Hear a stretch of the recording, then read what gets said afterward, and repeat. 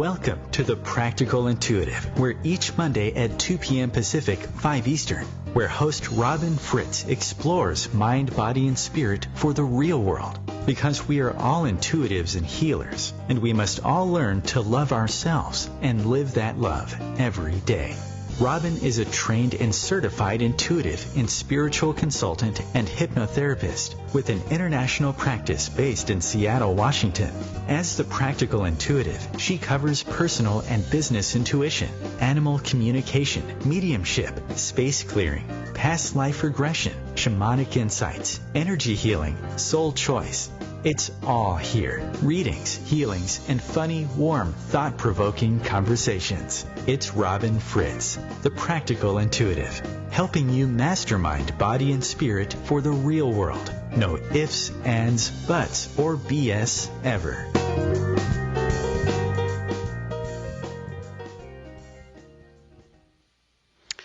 Good afternoon and welcome to the Practical Intuitive. My name is Robin Fritz and I'm thrilled to be here hosting this show at OMTimes. I'm here each week to help you love yourself no matter what, because the most important thing each of us has to do is love ourselves, body, mind, and spirit, and it's the one thing most of us don't do as well as we should.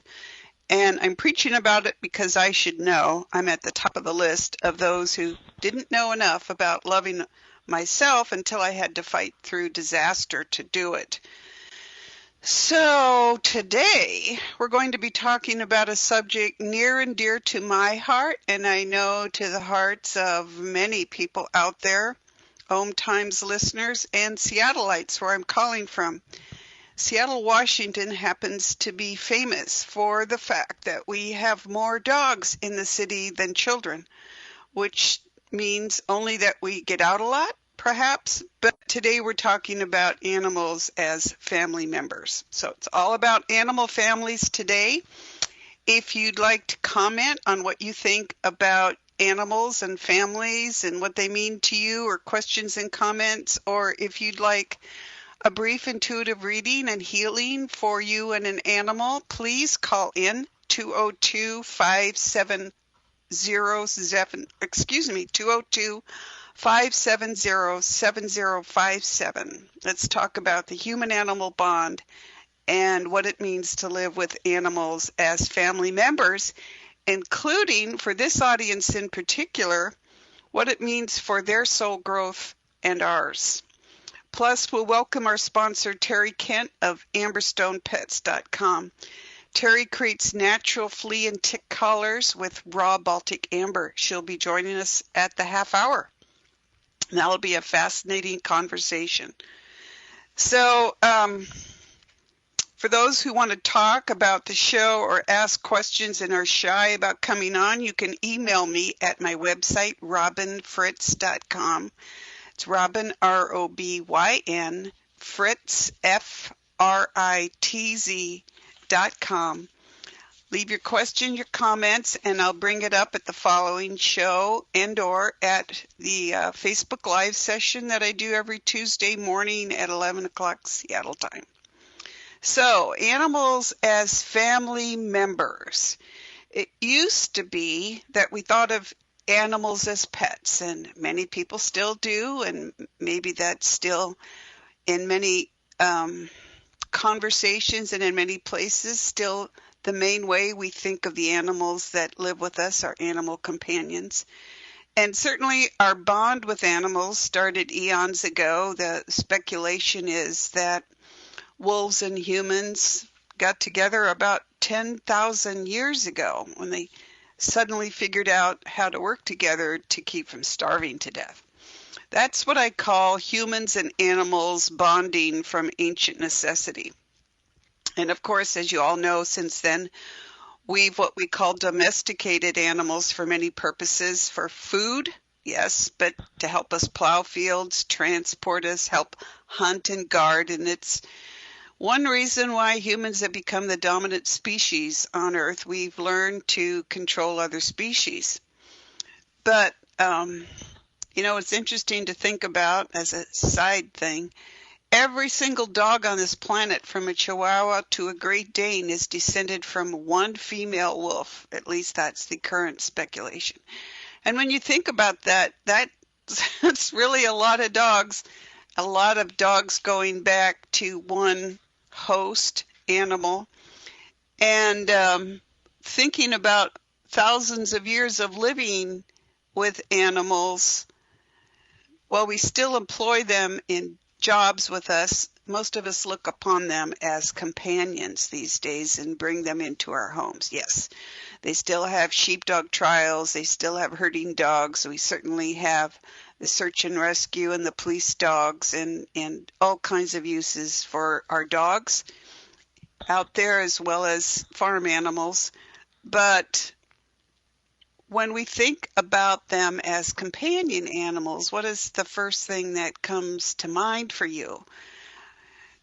One of the things that we think about on a mystical sense is that we learn from them, that they teach us certain things. I find that problematic at times because we tend to put too much emphasis on what they can do for us rather than what families do for each other, which is heart and soul growth. And when I think about families today, and I have 3 books out there on the human-animal bond, when I think about animals today, I call it learning up from the ancient necessity of survival to heart and soul growth. And I think that's where we get to the description of thinking of animals as family members and our families as multi-species families. But when we do that, what do you think about in terms of what that means for their lives and yours, the quality of life, what an animal needs to grow and blossom into the job it came here to do, and what that means for us and our families, and what does it mean for you? So for the first time since I started this show a few weeks ago, I want to touch on the topic of mindset, because that applies directly to thinking about our animal families. And we'll go back to it in future shows, but it certainly has a bearing on what the purpose of this show is, which is helping us tap into our abilities as intuitives and healers, which we all have, and being all around good people, wanting to have successful personal and business lives. And I find in my teaching and in my personal life and in what people who take my classes or mentor with me, it does come down to mindset. And one of the mindsets is the mindset we live in and doesn't work, and the other is the mindset that we don't think about but is actually out there in the world working. So the first mindset, the one that we're used to living in, I call planetary healing. It's the idea that our religions and cultures have put into our heads that we're humans as caretakers and guardians in charge of the planet, that we're responsible for the planet, and that it somehow can't operate well without us telling it what to do. And it means we're supposed to heal the planet and everything in it. Well, it's a very appealing mindset to a lot of people, and it's one we've taken for granted because we really are all, most of us are good people. We want the planet to be healthy. We want to be healthy with it. We know we don't foul the nest. But when you stop to think about it, a planetary healing idea is a very paternal concept that's very much let mommy and daddy take care of you.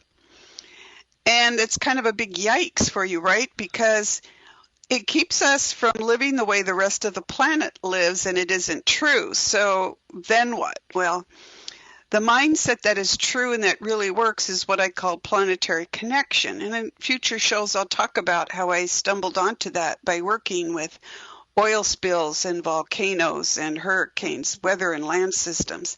But I learned this mindset from working with the planet itself. It's not something I made up. It's something I observed from approaching the planet from the perspective of, hello, how are you? My name is Robin. Would you like to have a conversation?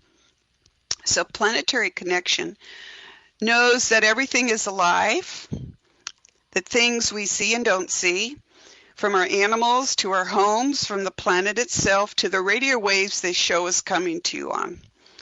Everything is alive. Everything has a soul, consciousness, rights, responsibilities, a job to do, a choice about doing it, and opinions.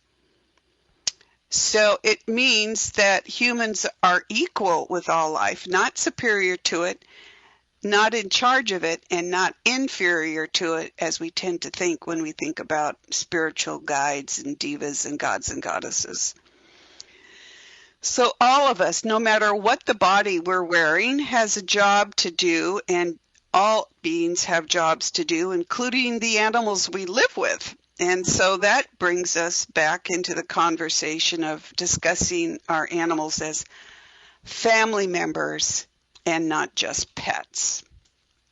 So if you have an opinion on this, feel free to call in. Feel free to send me an email after the show, but call in to 202-570-7057 and tell me, how do you live with your animals? What does that mean to you, and how does that affect your lives together? Now, I currently live with 2 animals, a Cavalier King Charles Spaniel dog, his name is Oliver, and a Russian blue kitten, her name is Karis. Both of these animals are reincarnated from previous animals.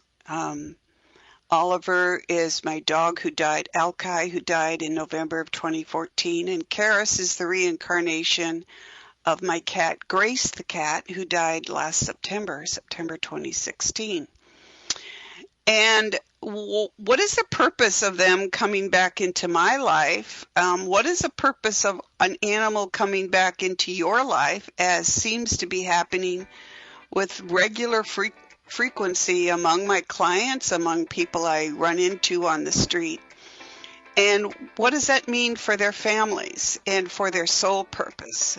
We'll talk about that a little bit more after the break.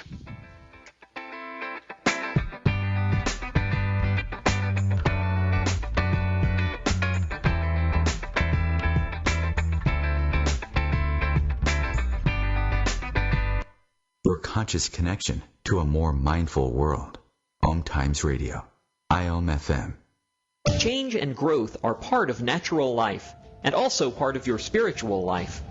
Everyone needs support and guidance, especially during life passages. Upgrade yourself with the OMTimes Experts program. With OMTimes Experts, you have access to the best intuitive coaches, spiritual teachers, counselors, astrologists, and oracles. Our team was carefully selected so you can trust. Find out more at experts.omtimes.com.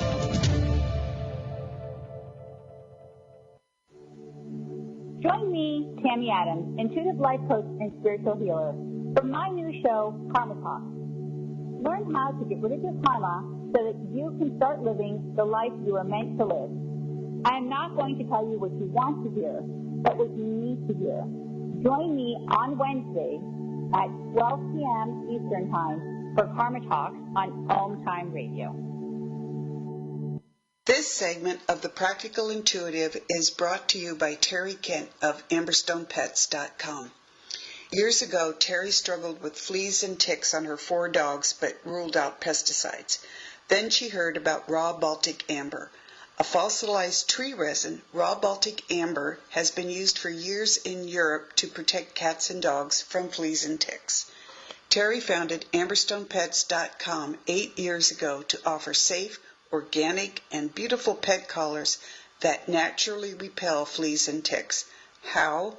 The amber's aromatic properties are released into the pet's coat and spread by body oils from friction and body heat. The collars are available in several styles for cats and dogs, from kittens and puppies to giant breeds. Visit AmberstonePets.com, choose raw Baltic amber collars for your pets, and enter OMTimes at checkout for free shipping. Order today at AmberstonePets.com. I am Fidel Nsombo. I was born in a city called Bukavu in the Congo. We were a loving family, and then, boom, Everything that I had disappeared in a single day. People think that when you are a refugee and they resettle you to America and all your problems are done. They don't understand that that's the beginning of everything. I was not born a refugee. I was made one. It's time we welcome refugee families with open arms. Learn more at embracerefugees.org, brought to you by the Ad Council.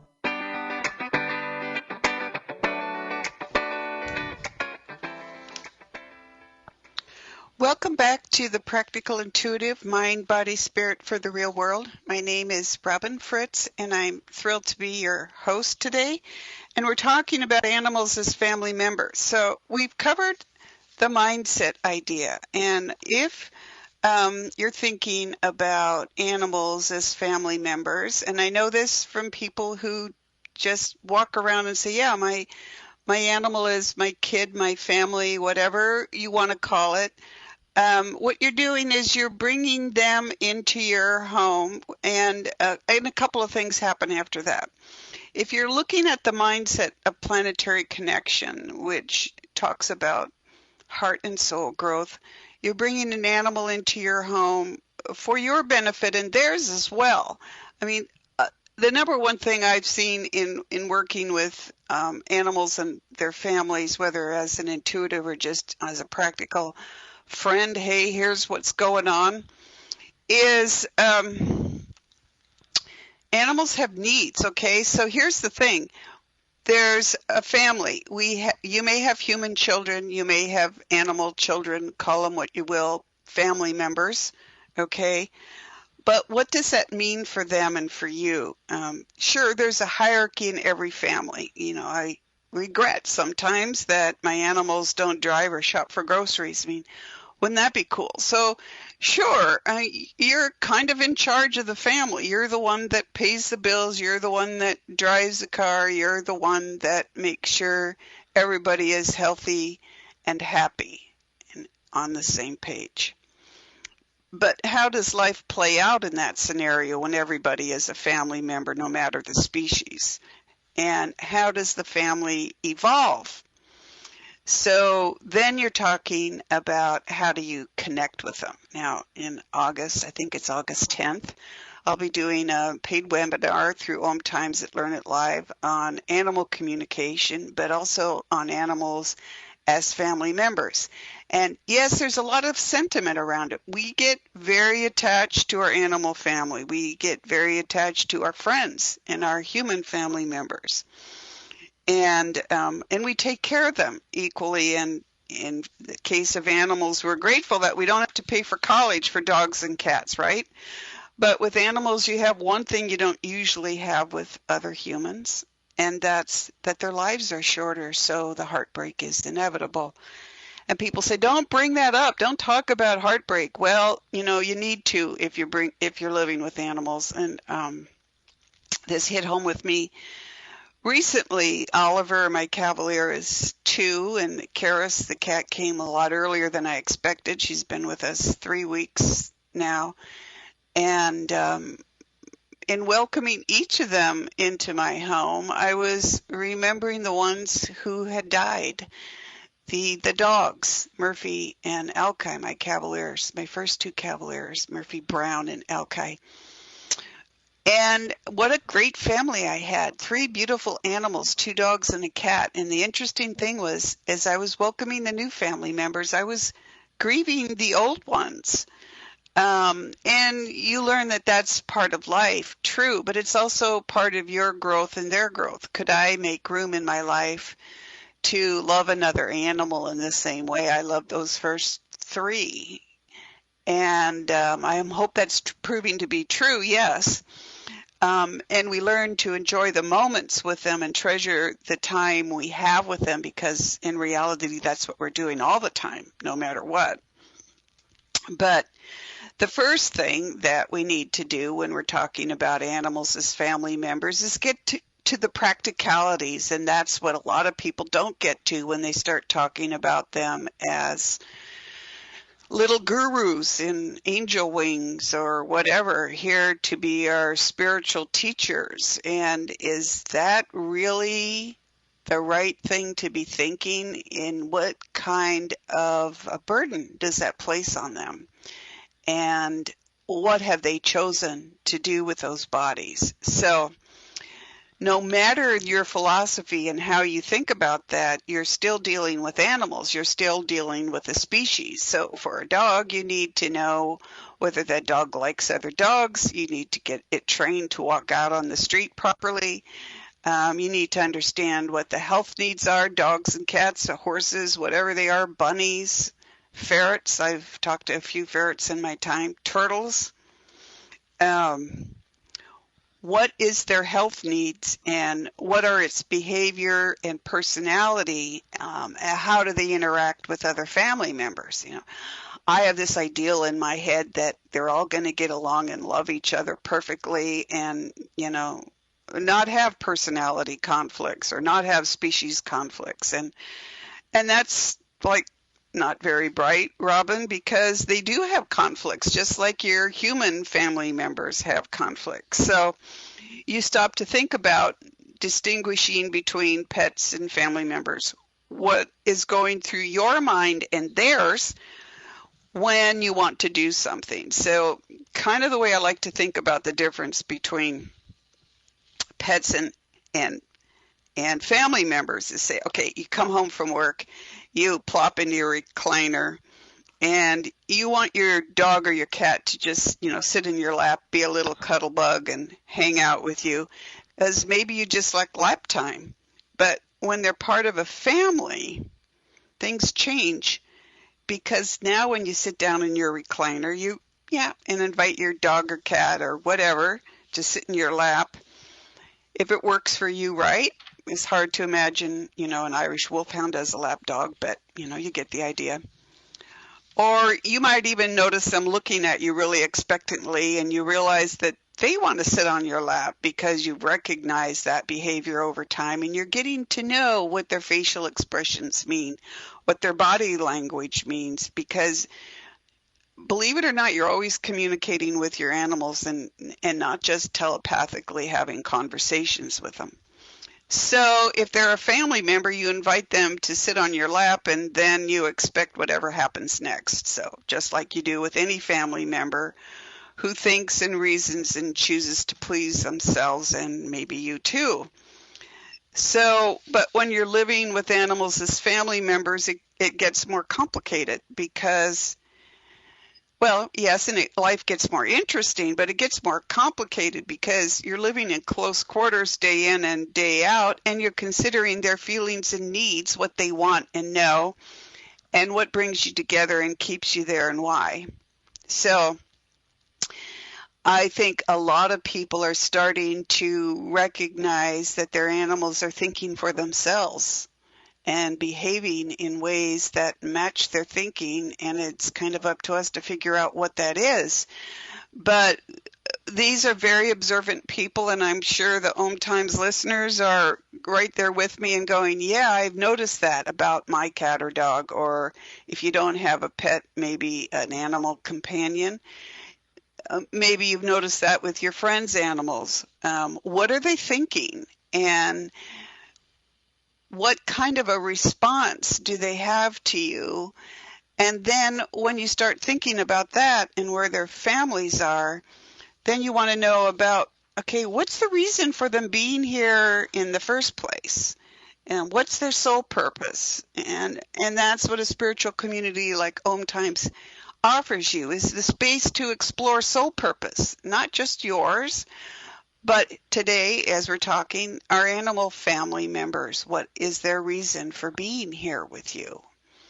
And that can be pretty amazing. I know there was a well-known animal communicator, and I was attending her evening at a local metaphysical bookshop several years ago. And she was talking about giving animals jobs to do, which is what we should do, just like we give human children chores. We give our animal children, animal companions, whatever you want to call them, our animal families, we give them jobs to do. But what other job do they have on top of that? And I think if you take one thing away from our conversation today, it's that what's going on in their heads, but also what's going on in their souls. So when I leave for work, when I leave to see clients outside of my office, I tell the cat that, sorry, it's time for you to go in your little kennel, take a nap, pay attention to what's going on, and we can talk about it when I get home. What did you notice about your day as I was gone? And the dog, same job. Pay attention, hear what's going on, tell me about any noises that you hear when I get home. But the other more serious thing then is what they're doing here in the first place, especially when your animals reincarnate with you, as mine have done over and over and over again, as we have done together over and over again in past lifetimes. What are they doing here, and how are you participating in facilitating their soul growth? And that's where we come into looking at animals as not just family members, but how we can connect with them. How do we have a conversation with our animal family members? You can look at it as, say, you're taking a trip to a foreign country like Italy, okay? So you've learned about Italy from geography to customs, and what's the first thing you do when you go to Italy? Well, if you're smart, you arrive and you mind your manners, okay? You figure out how to communicate even though they may speak English. Learn a few words of Italian, be courteous and respectful, and be ready to have a good time. And if you translate that to your animal family members, what's not just what's going on in their heads, but what does the world look like from their perspective? I mean, I pay attention to my dog when we go on walks. What's that? I've seen the insides of more flowers in the last 20 years because I'm paying attention to what they're looking at. So we'll be back after the break, and Terry Kent from AmberstonePets.com will be here to talk to you about how to protect your dogs and cats from fleas and ticks.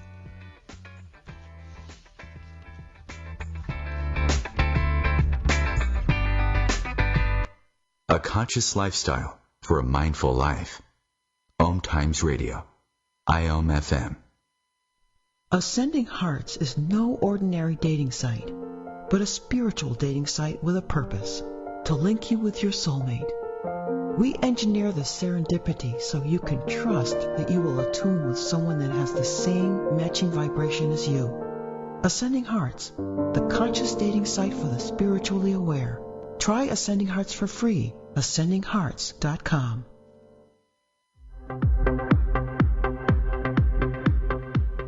Join Vibe Nation radio host, international psychic medium Carrie Turcotte, as she guides her listeners to rediscover themselves by accessing the keys of knowledge that already exist within. Each week's show is divinely orchestrated to intertwine with the universal energies, allowing the listeners to go deeper within. At the end of each show, Carrie will tap into the energies of the listeners and give a message from Spirit about the upcoming week. If you really want to get to know who you truly are, join Carrie each Monday at 3 p.m. on Vibe Nation Radio. This segment of The Practical Intuitive is brought to you by Aubrey Wallace, MD. Whether you have a chronic health issue or simply want to feel your best and be your best, consider an appointment with Dr. Aubrey Wallace, a naturopathic physician and medical intuitive with an international practice near Seattle, Washington. A third-generation healer, Dr. Wallace uses her extensive training and an intuitive approach to help her patients find what's really keeping them from the healthy, balanced lives they deserve.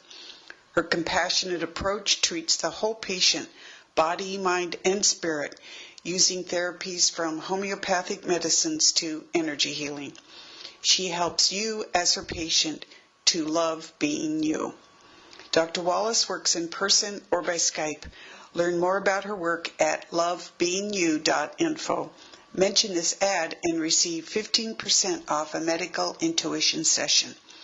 That's Dr. Aubrey Wallace at lovebeingyou.info. Today we decided to walk to school. The light counted. 15, 14, 41, 31, 13. We took a left on Carroll Street. Danny's smart, but he gets distracted. He realized he forgot his homework. I hope he doesn't have another bad day at school. When you can see learning and attention issues from their side, you can be on their side. That's why there's Understood.org, a free resource for the parents of the 1 in 5 kids with learning and attention issues. Go from misunderstanding to Understood.org. Brought to you by Understood and the Ad Council.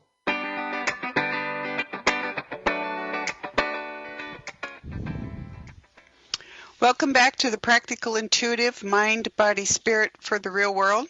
It's Robin Fritz, and I'm thrilled to be here today, and we're talking about animals as family members. And I just wanted to finish that thought that I was talking about, understanding your animals as animals. They're family members, but they're animals. So when you're on that foreign trip to Italy and you're minding your manners and you're being courteous and respectful, here's how you do that with your animal family. I've got a 20-pound dog, okay? So when I was first learning to talk with animals years and years ago, I was thinking, wow, what does the world look like from their perspective? Get down on your hands and knees and look up and see what it looks like to look at the world from this perspective of a 20-pound dog. My cat, Karis, the kitten, she weighs 4 pounds. My gosh, you know what we look like to somebody who weighs 4 pounds? I mean, I don't want to even speculate how it's like a T-Rex, right? So when you're treating your animals as family members, think about how they're relating to you. Put yourself in their perspective and see how that fits with you. So with that in mind, I want to bring on Terry Kent of AmberstonePets.com if we've got a good connection here, because Terry was thinking about her animal family when she came up with a product that she sells through AmberstonePets.com. Terry, are you there? Welcome. Hi, Robin. Thank you for inviting me. Hi, thanks for being here. Welcome. So we've been talking about animals as family members, Terry, and I wanted to talk a little bit about you, and you're over there in Wisconsin. And tell us about the product and how you came up with it. Okay, Robin, I make necklaces or collars, if you want to call them that, for your pet. And what happened was one of my dogs came down with Lyme disease, so I joined a forum to learn more about, treating Lyme disease and about tick-borne diseases. And of course, one of the most common questions on that forum was, what can we use to protect our pets from fleas and ticks?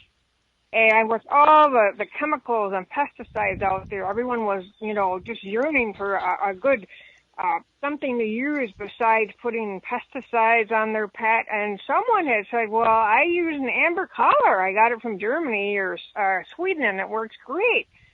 And everyone's like, amber collar? What do you mean, amber collar? And so she went on to tell us that, the amber from over in the Baltic region, that is actually, amber is fossilized tree resin. And you probably know it from, jewelry and things like that, or amber teething necklaces, that type of thing. And so doing some research, no one sold them over here, and I thought, wow, that is fantastic, news that they have something out there.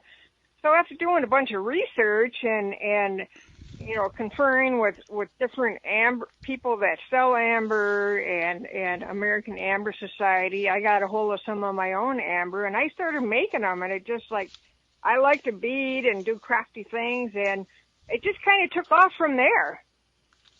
Yeah, it's amazing. Terry, I ran across your product in a magazine, and I'm like, what the heck is this? And I think I know a lot about care, allopathic and alternative care, and I had never heard of raw Baltic amber collars. So tell us how it works. Because Ollie's sporting my dog Ollie is sporting a collar from Terry.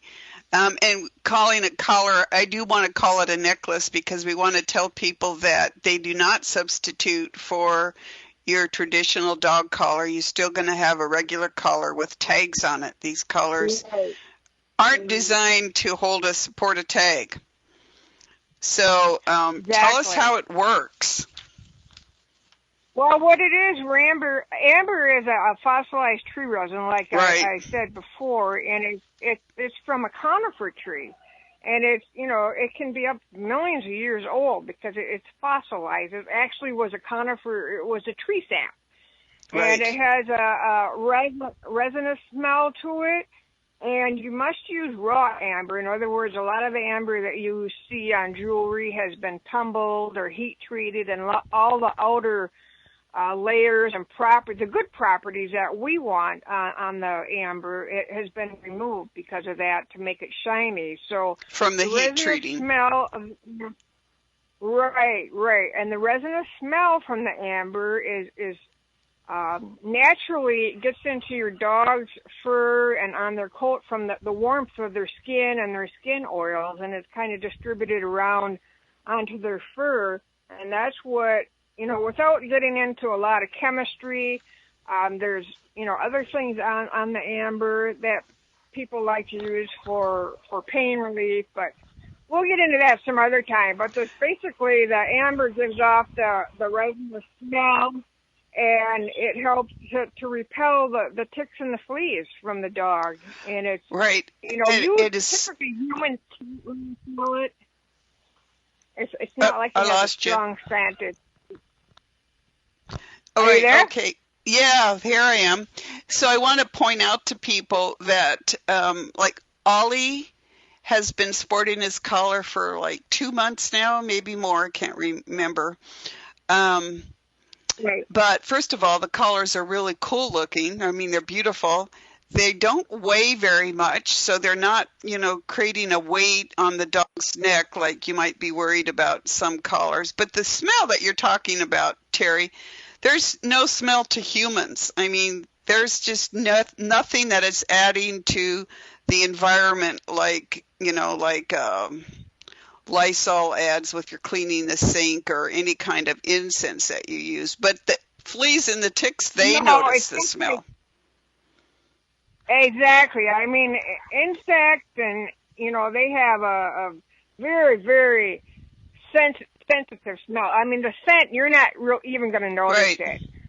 Yeah, that's what I want people to realize. Yeah, you're not going to notice it, people, on your animals. You are going to. Now, Ollie has long hair, so I'm very proud of his collar. So I tuck his hair under his collar, when we go out to show it off. So we have a lot of people asking about, like, what's that Ollie's wearing?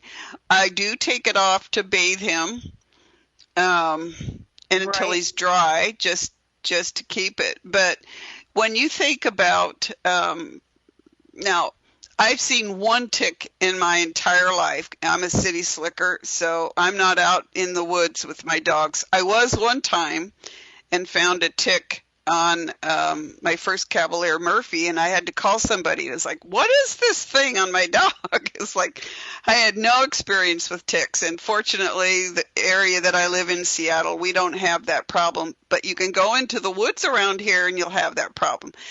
Terry, you have a big tick problem in your area, but everybody,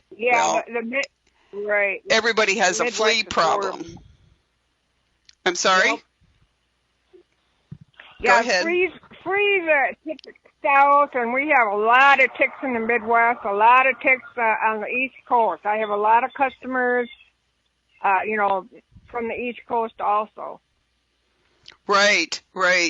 So, and the big thing for me is more flea relief than tick relief. And we've had a pretty cold winter here for once in Seattle. Every 5 years we have a cold winter, which means we have freezing temperatures for about 3 weeks. So nobody feels sorry for us. But we're just starting into the flea season here, and so I've not spotted one on him, and we have been out and about every day. We've been out of town even together in flea country, and not a thing on him. So I am thrilled with his collar. And people should know, too, there's a variety of collars and styles that you can choose from at Terry's site. So it doesn't matter whether you have a little kitten, like my kitten Karis. She's going to get a collar here as soon as her neck gets a little bit bigger. She's growing so fast, that'll happen probably next week. but from little dogs to just giant dogs. But the cost of these things is a fraction of what you're going to pay even for one summer for the spot-on stuff that stinks and that you can feel in their coats and that you worry about the side effects in their bodies. So I just can't believe we didn't know about this before, Terry. It's fairly new, Robin. Like I said, I heard about it when I was on that forum, and that was back in probably the end of 2008, and I started making them in 2009 and started selling them then. And I'll tell you what, word of mouth, and I only advertise very little because I'm pretty busy as it is, but Dogs Naturally and a few other places, but it's just taken off. So since 2009, I've been pretty busy making them. And, and I have a lot of repeat customers. Right. That is awesome. Terry, thanks for joining us today. And Terry's going to be back next month as one of my sponsors. She's going to come on for a few minutes each month and talk about products. And one of the things that we're going to talk about in future shows is additional uses of amber. People might be familiar with amber teething products for babies, little necklaces, as well as for inflammation and pain relief. Plus, you can buy a matching color to, walk down the street and look just like your dog with a beautiful amber collar. So thanks for joining us, Terry, and we'll talk to you next month. All right. Thank you, Robin. Thank you, and take care. And I want to tell people the main point of this is it works. And is an innovative woman who came up with a fascinating product, and it works. So check her out, Terry Kent at amberstonepets.com. We'll be back after the break.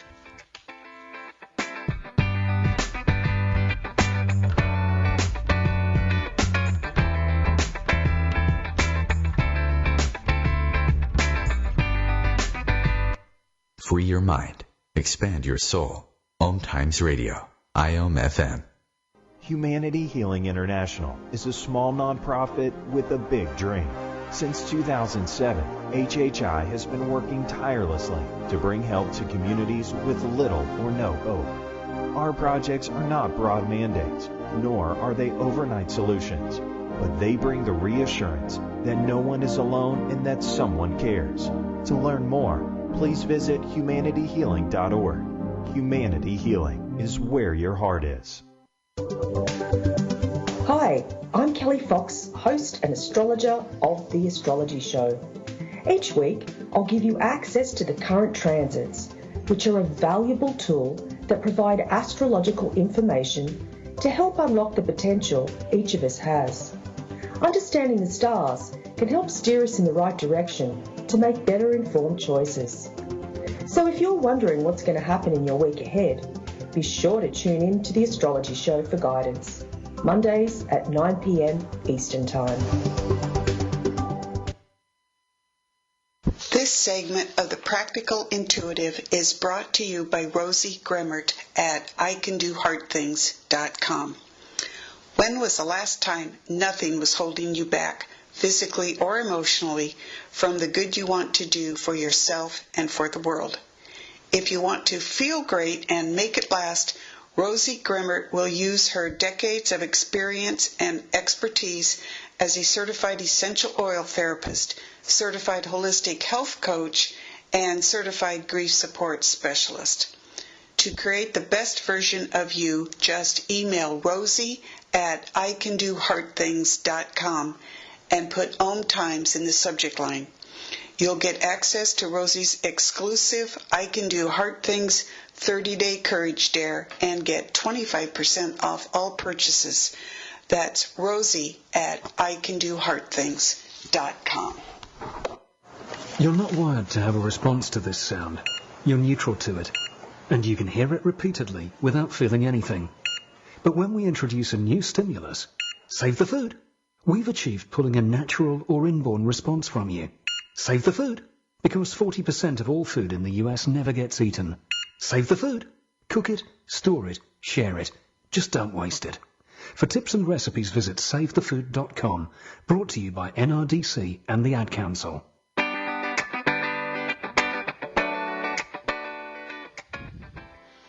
Welcome back to the Practical Intuitive Mind, Body, Spirit for the Real World. This is Robin Fritz, and I'd like to thank once again Terry Kent of AmberstonePets.com for sponsoring my show and for being here live with us today to talk about her raw Baltic amber collars for flea and tick relief. They work, and I'm proud that my kids are wearing them. My dog is, my cat soon will be. But we're back to the conversation of animals as family members and what I call learning up from ancient necessity to heart and soul growth. And what does that mean? It means that in many cases, and in all cases, but in various degrees, welcoming animals as family members is a huge leap up from thinking of them as servants, as pets, as mindless creatures that are in your house for one reason or another, to keep you company or to herd sheep or whatever it is that they're doing.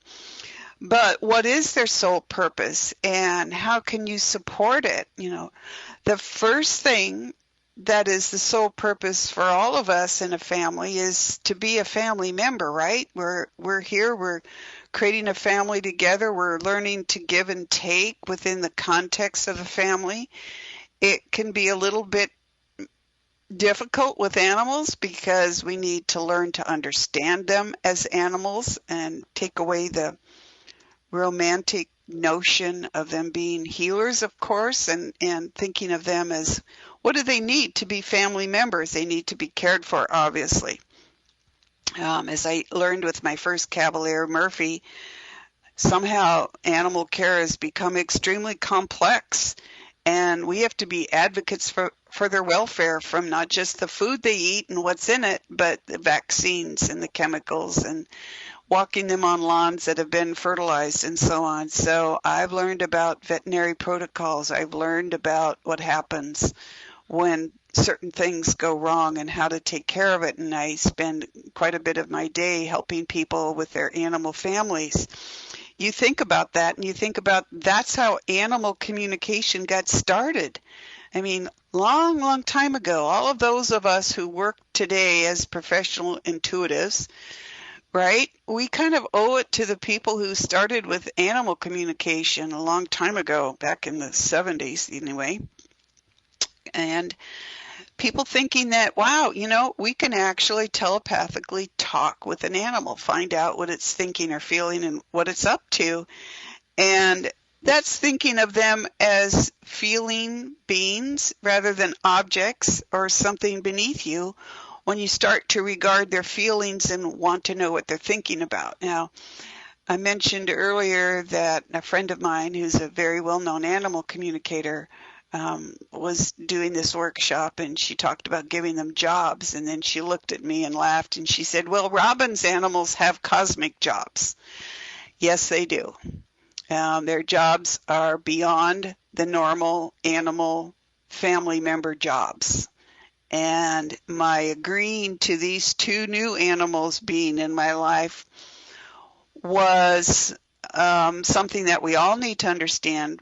When you bring an animal into your family, of course, you're responsible for taking care of them, but you're also responsible for promoting their soul growth. And very often it's a normal family job. In my animals' cases, they're very advanced souls. And I'm just there helping them finish their jobs in the world. Ollie is here because in his previous body, he died before he could finish his work. And he needed to come back and be with me to do that. And accepting that was my part of my soul growth, too, of recognizing that there's other things besides me in this family. And they have needs and they have responsibilities. And how can I support them? How can you support the soul growth of your animal? Let me tell you a story. Some years ago, local people, adopted a dog that was literally wandering the streets. And they brought this dog in and made it a family member. And then they were in the process of losing a child, a newborn child with a serious heart defect. They knew the child was going to die, and that it was not possible for it to survive more than a day or two after it was born, and they were prepared for that. But I was asked to talk with the dog, and I was astonished, and this was some years ago, and I was learning about soul purpose. And the dog said that it came to those people because it knew this child was going to be born, and it was there to support their soul growth. It was there to support them in their grief. And if that isn't one of the most beautiful things you've ever heard, then then wow, I don't know what is. It was astonishing. And as I was talking with this dog, the family, the parents came in on an energetic level, okay? They weren't there physically having the conversation with me. Their souls were there. Their souls showed up, and their arms wrapped around each other, thanking this dog for being with them in the time of that loss. Well, the next part of the story is the dog got sick, and the dog decided it was time to die. And I was asked to talk with the dog again, and I said, "What's going on? Why are you dying? What's wrong with you?" And the dog said, "Well, I'm not feeling that great, but my job is over." And I said, "What job?" And he said, "My job of being here for them while the baby was dying. So my job is done and I can go now." And I said, "Wait, hang on here. Hang on a minute. Just wait. Do you need to go?" And the dog was astonished. It looked at me and said, "Well, but my job is done." And I said, "Well, I'm telling you, you're not that sick, okay? We can fix you up in a few days here. I know what the diagnosis is. It's a simple upset stomach. You're fine. You don't need to die unless you really want to, but why do you want to?" "Well, my job is done." "Okay, your job is done. You were there for them during that time period where they lost their son. Why don't you retire then and just have fun being a dog?" And the dog was like, "What? I can do that?" And I said, "Yeah, it seems like you accomplished that purpose. Now you can be just a family member, which is an amazing job. Be a family member. Be the dog of the family. They're going to have other kids. They already have a child. You can be their companion. You can have fun. Would you like that?" "I would love that. I would love to be a dog and have fun with them." And so that dog lived for a number of years after that. So I just want to remind you that we're going to have more conversations about animals and family members and what that means over time. But let me give you a few updates on things coming up. Every Tuesday morning at 11 Seattle time, I'm doing Facebook Live at the OMTimes magazine page on Facebook. I promise to get it right this time. The first time was a comedy of errors, but it was also a wonderful opportunity to connect with people around the world. And we will do that tomorrow morning. We'll be serious. We'll have fun. On Thursday, June 22nd, please join me live at the OMTimes Experts page. That's experts.omtimes.com/Robin Fritz, ROBYNFRITZ. The Learn It Live platform for my paid webinar, it's $25. What's up with spirit guides? Okay, so you're wondering why this webinar and why another webinar on spirit guides? Because I'm going to tell you what's really going on with spirit guides, who they are, what they do, why you need to be on top of them, how to create a partnership with them. I'm bringing in several spirit guides to share their stories with you. So I've taught this workshop a number of times. It's a lot of fun. We'll share stories to show you how they work. Plus, you're going to get a gift from your spirit guide. There's a guided meditation to meet your spiritual team member who's responsible to help guide you in your daily life. You're going to learn what that means, and that spiritual team member will give you a gift so that from then on, you will have an easier time connecting with your spiritual team members. than you have in the past. And I know sometimes it's easier talking to other people's spirit guides than it is to talk with your own. So join us Thursday, June 22nd, 12 Pacific Time, 3 Eastern Time. It's a 90-minute webinar.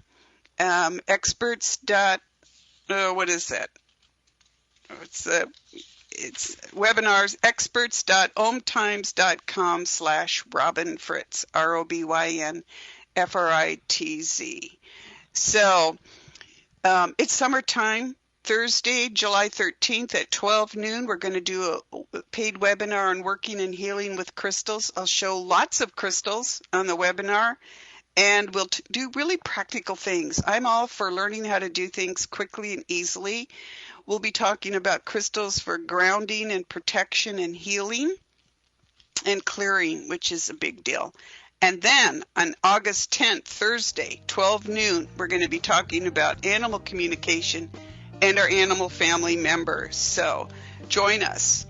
Next week, June 26th, my sponsor, Aubrey Wallace, a naturopathic physician and medical intuitive at lovebeingyou.info, will be joining us. So if you have questions about medical intuition, email them to me, robin@robinfritz.com, and we'll talk about that next week. Thank you. Let's do a healing with the goddess. Hands on your heart. Breathe into your palms. Face out to the world. Hands on your heart. Bring energy and love back into your body. Thank you for joining us. We'll see you next Monday, 2 p.m. Pacific.